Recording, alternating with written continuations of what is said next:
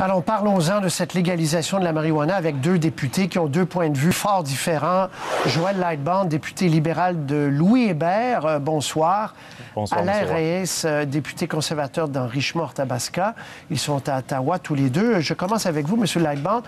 Vous êtes totalement rassuré par ce qui s'en vient, votre gouvernement qui dit on va légaliser la marijuana. Vous n'avez plus de crainte? Bien, il reste évidemment du travail à faire, puis je pense que le rapport le démontre. C'est un enjeu, puis on en était très conscient, qui est très complexe. Mais moi, je suis rassuré d'une chose. Le statu quo en ce moment, donc la prohibition sur la marijuana, fait en sorte qu'au Canada, on a les jeunes qui consomment, les mineurs qui consomment le plus de marijuana à travers le monde. Donc la marijuana, notre objectif, c'est de légaliser pour réglementer et restreindre surtout l'accès aux mineurs pour éviter de se retrouver dans cette situation où justement il est plus facile pour un jeune Canadien de se trouver de la marijuana que de l'alcool ou des cigarettes. C'était l'objectif du gouvernement, ça le demeure. Et je pense que le rapport qui a été déposé aujourd'hui, qui a été rendu public aujourd'hui, va éclairer le gouvernement alors qu'on prépare une législation pour le printemps 2017. Mais si tant est, M. Lightbound, qu'on arrive avec une offre étatique, d'une certaine façon, à éliminer le marché noir, parce qu'à 16 ans, 15 ans, 14 ans, même 17 ans, les jeunes vont vouloir peut-être aussi en avoir, et peut-être ça sera pas, il n'y aura pas de diminution là, de consommation. Bien, la différence, c'est qu'en réglementant, on retire le crime organisé de ce commerce-là. Et en ce moment, on laisse totalement le loisir au crime organisé de fournir la marijuana. Et je peux vous dire qu'il ne se badre pas de demander des cartes d'identité. Donc, c'est une des raisons pour lesquelles, justement, en ce moment, c'est plus facile pour un mineur de se procurer de la mari. Donc, c'est l'objectif de notre gouvernement. C'est oui, légaliser, mais réglementer et restreindre l'accès. Alain Reyes, chez les conservateurs, vous n'êtes toujours pas convaincu que c'est une bonne idée que de légaliser la mari? Clairement, puis je vous dirais que c'est pas le rapport qui nous sécurise présentement par rapport à cet enjeu-là. Les deux grands enjeux, M. Lightbound les a mentionnés, c'était d'enlever ce produit-là entre les mains des enfants, mais en même temps, on nous annonce comme première recommandation qu'on devrait permettre 4 plants par personne à la maison de moins de 100 cm. J'ai bien hâte de voir qui va contrôler ça, de quelle façon on va s'assurer que les enfants n'y aient pas accès à ces plans-là, puis sans compter quand on regarde ce qui se passe au Colorado, à Washington, les cas d'intoxication avec les enfants à cause de tous les produits, muffins, jello, jujubes qui sont confectionnés, les produits dérivés directement avec le cannabis. Et deuxième élément, le comité recommande de ne pas légiférer sur la quantité de THC à l'intérieur et plutôt de le faire en fonction du prix. Donc, de rendre la cannabis plus dispendieux s'il y a plus de THC, ce qui fait en sorte nécessairement qu'est-ce que vous pensez que le crime organisé va faire, et c'est sans compter la question de la taxation qui va être associée au produit. Donc, c'est pas vrai. Au Colorado, à Washington, il n'y a pas moins de crimes organisés. C'est un mythe présentement. Et là, on parle même pas de la conduite avec les facultés affaiblies.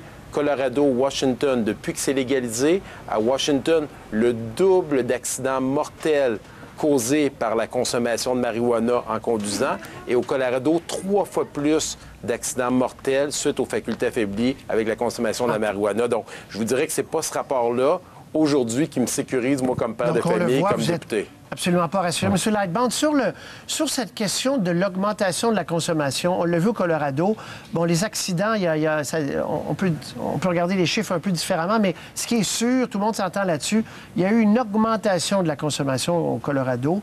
Est-ce que vous n'avez pas des craintes à ce sujet-là?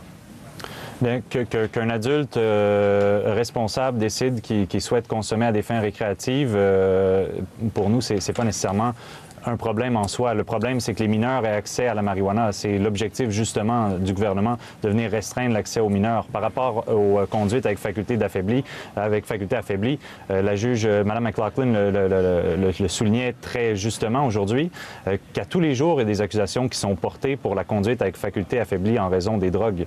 Donc, c'est pas nouveau dans le code criminel, ça existe et la science est en train de rattraper. Il y a des outils maintenant qui permettent justement de déceler ce genre d'offense-là. Ça reste illégal, ça le sera toujours. Pendant qu'on voit les gens qui se posent une question, pourquoi il y a un porte-clés côté d'un petit sac de marijuana? Ça, c'est la quantité autorisée, là.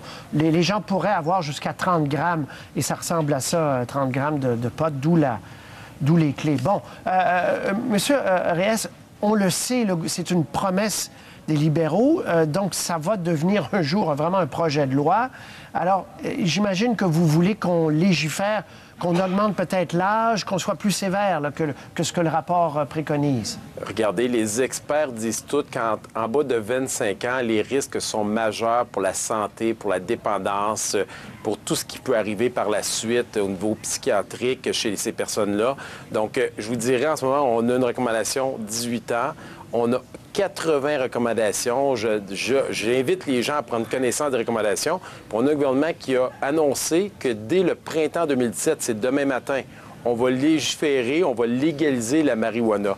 Donc, quand on regarde tous les questionnements qui sont encore en suspens, où il n'y a pas de réponse, et j'entends mon confrère me dire qu'on va éliminer la marijuana, la rendre moins accessible aux enfants, mais on permet aux gens d'en cultiver chez eux.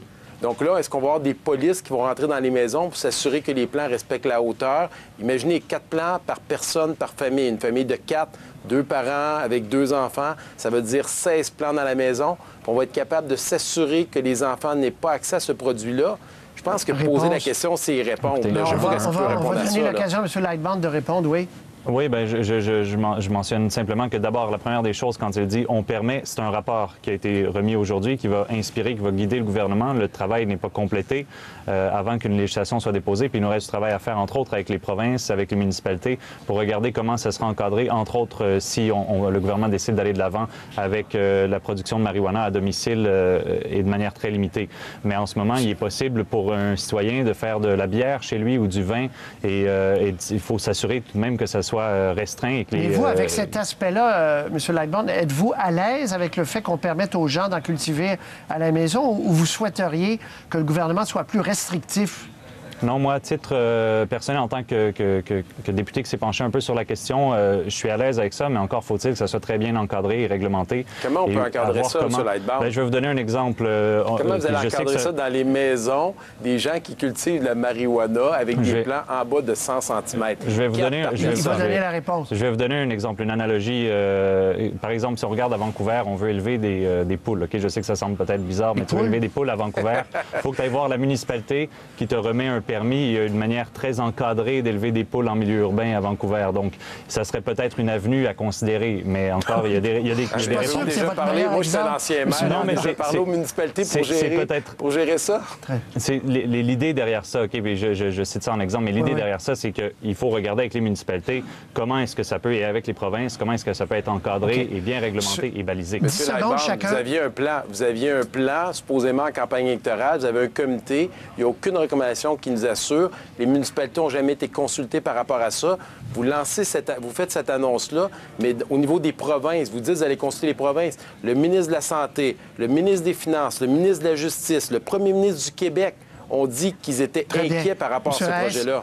Très bien. M. Lightband, je vous donne 20 secondes pour conclure. Bien, tout simplement que ce rapport-là vaut la peine d'être lu, d'être étudié. C'est ce que le gouvernement va faire. Et la législation, notre objectif, c'est d'arriver au printemps 2017 avec une législation qui sera responsable pour légaliser, réglementer et réduire la consommation. À tous les deux, merci beaucoup. On va plaisir. suivre, bien sûr, ce débat-là qui va prendre de l'ampleur. Merci. Au revoir. Bonne soirée.